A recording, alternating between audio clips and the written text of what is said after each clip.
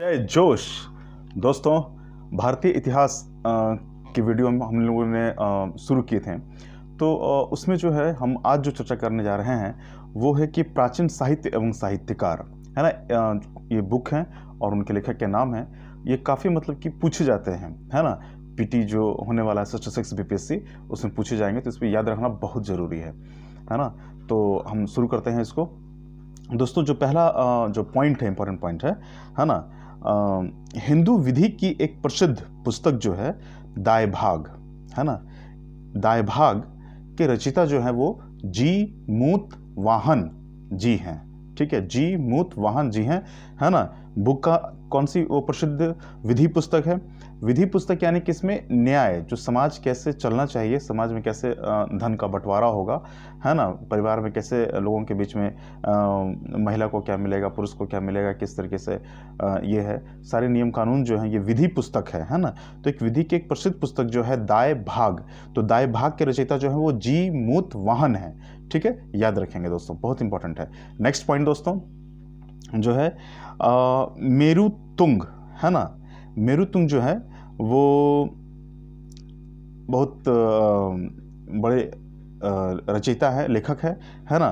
इनकी रचना जो है वो प्रबंध चिंतामणि, ठीक है। तो मेरु तुंग जो है ना, किनकी रचना की, किस बुक की रचना की? तो प्रबंध चिंतामणि, ठीक है। याद रखेंगे।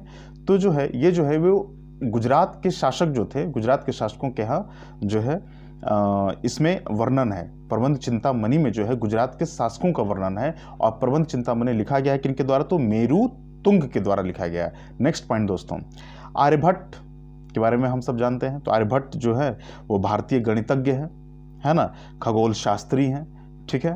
तो आर्यभट्टियम नामक पुस्तक इनकी रचना है, और भी कई सारी रचनाएं हैं। आर्यभट्टियम एक प्रमुख है उनमें, ठीक है। नेक्स्ट पॉइंट दोस्तों, कि जो बंगाल के शासक रामपाल है ना, तो रामपाल के जीवन पर आधारित, है ना, उनकी जीवन कथा को लेकर के रामचरित के रचयिता जो हैं वो संध्याकर नंदी हैं, ठीक है। संध्याकर नंदी हैं। तो बंगाल के शासक कौन थे? रामपाल। उनकी जीवन कथा पर, है ना, जो पुस्तक लिखा गया रामचरित, देखिए नाम है रामपाल, तो राम के चरित पे, है ना, उन्हीं के नाम को लेकर के उनका चरित्र लिखा गया रामचरित। तो रामचरित के जो रचनाकार हैं वो कौन है? संध्याकर नंदी हैं, ठीक है। नेक्स्ट पॉइंट दोस्तों, कि कल्हन जो है, कल्हन ने राजतरंगिणी लिखी है ना। कल्हन राजतरंगिणी लिखी है, कश्मीर का इतिहास है इसमें, है ना। तो राजतरंगिणी जो है वो कल्हन के लिखने के बाद जो है और भी कई लोगों ने इसे आगे बढ़ाया है ना। राजतरंगिणी जो है एक तरह का इतिहास है कश्मीर का,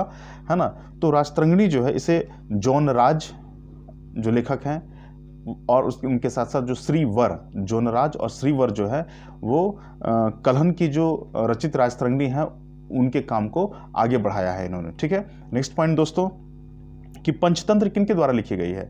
तो पंचतंत्र जो है पंडित विष्णु शर्मा के द्वारा लिखी गई है। पंचतंत्र पंडित विष्णु शर्मा के द्वारा लिखी गई है। नेक्स्ट पॉइंट दोस्तों, और एक बात पंचतंत्र के बारे में जानने की बात है कि जो भारत की जो एक ऐसी पुस्तक है जो सर्वाधिक बार जो है वो अनुवादित साहित्यिक पुस्तक मानी जाती है ना दोस्तों। तो इसका जो है ये संस्कृत में रचना की गई थी, जो मूलतः पंडित विष्णु शर्मा जी जो थे उन्होंने संस्कृत में रचना की थी मूलतः, है ना। और 15 भारतीय भाषाओं में इसका अनुवाद हुआ है, और 40 यानी कि भारतीय भाषाओं से ज़्यादा विदेशी भाषाओं में इसका जो है वो अनुवाद हुआ है। 40 विदेशी भाषाओं में इनका अनुवाद हुआ है ना। और इसके बारे में एक चीज़ और भी इंपॉर्टेंट जानकारी है कि मुगल काल में जो है पंचतंत्र का फारसी अनुवाद भी हुआ था। तो फारसी अनुवाद किया किसने था?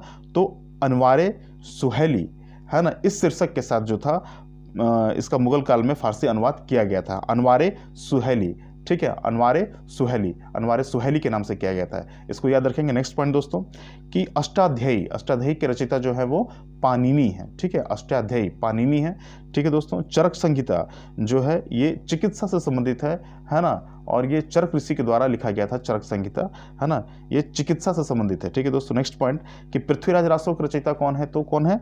ये चंद्र बरदाई, ठीक है। पृथ्वीराज रासो के जो रचयिता है वो है चंद्र बरदाई, ठीक है। 10 कुमार चरित के लेखक कौन है? ये सब इंपॉर्टेंट बुक है एंशिएंट इंडिया के, है ना, और ये इन्हें याद रखना जरूरी है क्योंकि क्वेश्चन आते ही आते हैं, ठीक है।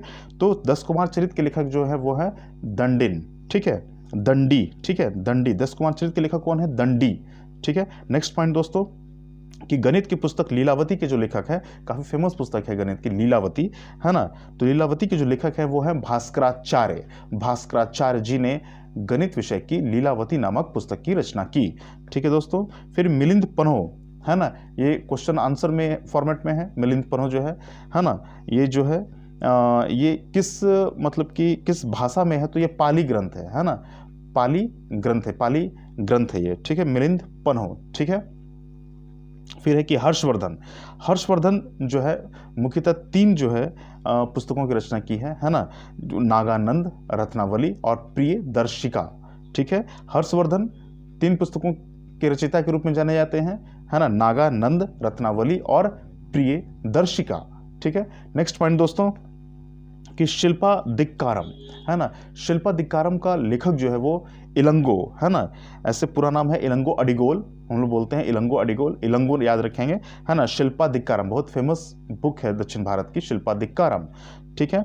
संस्कृत ग्रंथ है पृथ्वीराज विजय, संस्कृत ग्रंथ है पृथ्वीराज विजय। तो पृथ्वीराज विजय के जो रचनाकार हैं वो कौन है, तो वो है जयानक।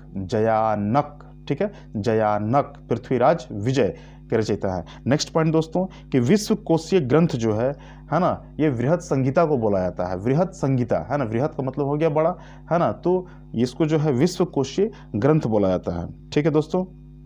नेक्स्ट पॉइंट कि सौंदरानंद, ठीक है, सौंदरानंद जो रचना है वो अश्वघोष की है। ठीक है, सौंदरानंद जो है अश्वघोष की रचना है ना। फिर है क्या कि मनुस्मृति जो है उसमें है क्या, तो मतलब किस चीज़ से संबंधित है, तो वो है सामाजिक व्यवस्था की चर्चा मनुस्मृति में की गई है ना। और भारत का जो है प्रथम विधि निर्माता, जो कानून बनाने वाले प्रथम विधि निर्माता जो है वो मनु को ही माना जाता है। ठीक है। और मिलिंद पन्हो जो है ये चर्चा की थी हम लोगों ने इसकी कि मिलिंद पन्हो जो है वो पाली ग्रंथ है। तो राजा मिलिंद यानी कि मिनांडर जिसे बोला जाता है, और जो है बौद्ध भिक्षु नागसेन, है ना, बौद्ध भिक्षु नागसेन और जो राजा मिलिंद यानी कि मिनांडर के बीच में जो है संवाद है ना, मिलिंद पन्हो इसी संवाद का संकलन है। ठीक है दोस्तों। और क्या है कि हम लोग जैसे कि चर्चा कर चुके हैं कि कलहन ने जो राजतरंगिणी लिखी थी, इससे कश्मीर में हिंदू राज्य का इतिहास पता चलता है। ठीक है। नेक्स्ट पॉइंट दोस्तों कि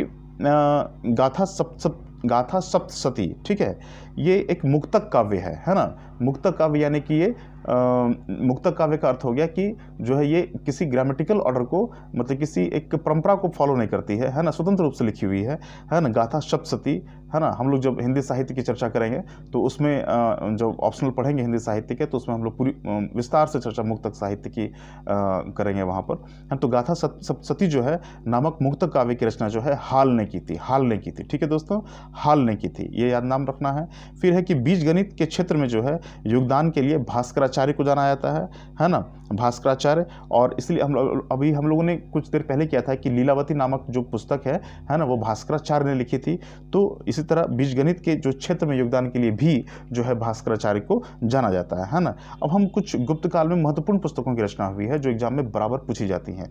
ठीक है दोस्तों, जैसे कि कालिदास। अब यहाँ पर कालिदास जो है इन्होंने कुछ नाटकों की चर्चा की है, तो हम लोग स्पेशली जानेंगे कि किन नाटकों की चर्चा जो है कालिदास ने की थी, है ना। तो उसमें है मालविकाग्नि मित्रम, ये नाटक है।